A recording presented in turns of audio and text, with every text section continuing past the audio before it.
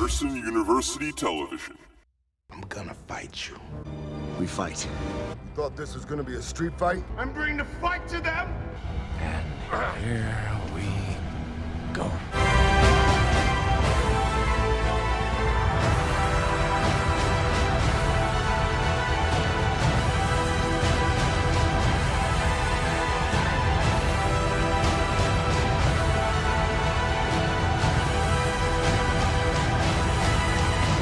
Let them fight.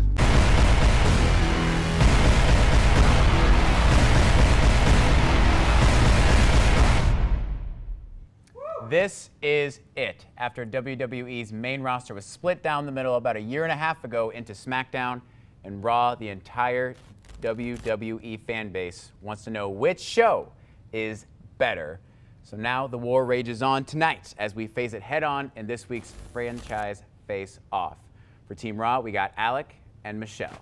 And for Team SmackDown, we got a few more special guests tonight. From Sports Desk, we have Dante and Jesse for Team SmackDown. You guys already know the rules, probably better than I do. So, since Dante and Jesse, you are our guests, you will go first.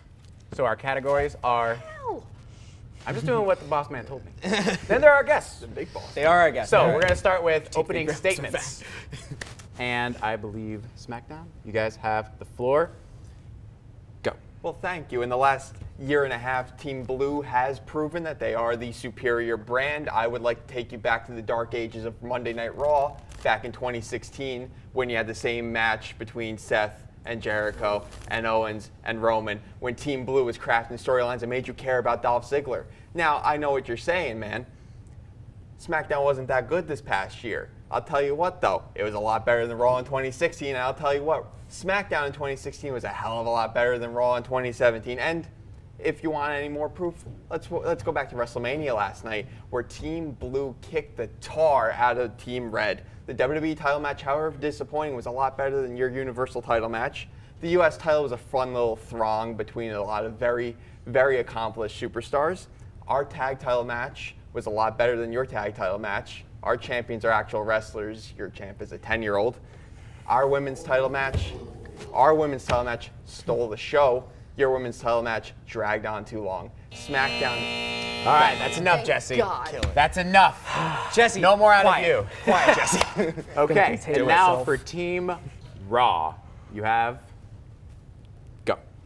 Time to lay the SmackDown on SmackDown. Let's talk about ratings. Oh, who does better? I think it's Raw, because we have 3.48 million views averaging out every single Monday night, while you guys have 2.93. Also, we have an extra hour. You want to know why? Because we actually have good content, unlike you. Look, here's the thing. 25 years, over 1,000 episodes. You guys can't even compare to us. You want to talk dark days? 2007 SmackDown, you had a pizza eating contest. How is that a championship? That's not fun. You want to talk about champions being actual wrestlers? Tell me why modern day Maharaja's a wrestler. He's a dietitian at best. At least our 10-year-old stepped in the ring and is something more entertaining than that boy has ever done. So let's be honest. The Blue Brand is a fun time, and I love Shane McMahon. But I'll be honest, Stephanie and Kurt are gonna suplex you into submission, and there's no amount of yes kicks that can save you. All right. Are those black streamers wrapped around your wrist? They're wrist tape. We're the heels here, right? Okay, we're going to go into our first category, which is rosters. So, SmackDown, you have the floor. The funny thing is, you bring up Jinder Mahal. At least he showed up to every show. Where is your guys' champion? I think this was the first time we've seen him, and I don't even know. Dante, do you know how long? About 10 weeks. Oh, wow. All that money that he makes, and you guys have this extra hour. Who watches that extra hour? I know I'm put to sleep by it every single Monday. Can we talk about how your stars right now, let's talk about The Miz, let's talk about Bray Wyatt, let's talk about Dean Ambrose, how much they were crafted by SmackDown and how they had to come over to Raw and they were ruined by Raw? This is yours. The Miz won and made the Intercontinental title as prestigious as it was. Yeah, but The Miz is ours. Along with The Miz, we have, for one, we have Nicholas. Nicholas is the real winner here, everyone. We have The Bar. We have Kane. We have Ronda Rousey now. Do you guys? No. Oh, we also have Brock Lesnar. And let's be honest, it wasn't 10 weeks, Jesse. It was 1 week. We saw him the week previous. So let's not get it twisted. The man's been showing up. All right, so now we're going to go to Raw for storylines and rivalries. Okay. Go. Let's talk about the best rivalries you ever had. I'm just going to run through a few right now. Let's talk about the summer of Punk, ending in CM Punk walking out after winning, not the World Heavyweight Championship, but the WWE Championship, which was on Raw. So let's talk about Batista versus Triple H, where Batista didn't want to go to your silly little brand because he wanted to fight Triple H on Raw. None of this happened before the brand split. You're talking about a time. That was the brand split. 2011, the brands were not split. Let's talk about this year. SmackDown, let's talk about this current brand split. SmackDown keeps the rivalries nice and simple. They explain to you in plain language, this is why we're fighting, this is why we're fighting. Let's talk about the 6 months that they built to Randy Orton versus Bray Wyatt at WrestleMania last year. Let's talk about making Miz and Ziggler relevant again. Let's talk about the Usos and the New Day, a tag team rivalry that your teams have never been able to get to. Let's be honest, you've had the same rivalry for the past 3 months. Daniel Bryan and Shane McMahon versus whoever wants to fight them. I'm so tired of seeing his gray hair. Okay, let's talk about the fact that your big feud was Brock Lesnar versus Roman Reigns and didn't even end. All right, that's all the time you get. First can't get you to talk, now we can't get you to shut up. All right, so now we're on to our final category, general managers. No, you guys. Yeah. All Go.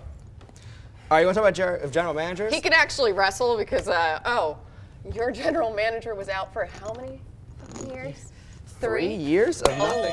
Our general manager is capable of talking. Kurt Angle forgets all of his lines. He can finally wrestle. So let's talk about people power. John Laurinaitis, one of the greatest general managers of all time. William Regal. We're talking about Stephanie McMahon, the anonymous Raw GM, who was a laptop but still made it more interesting.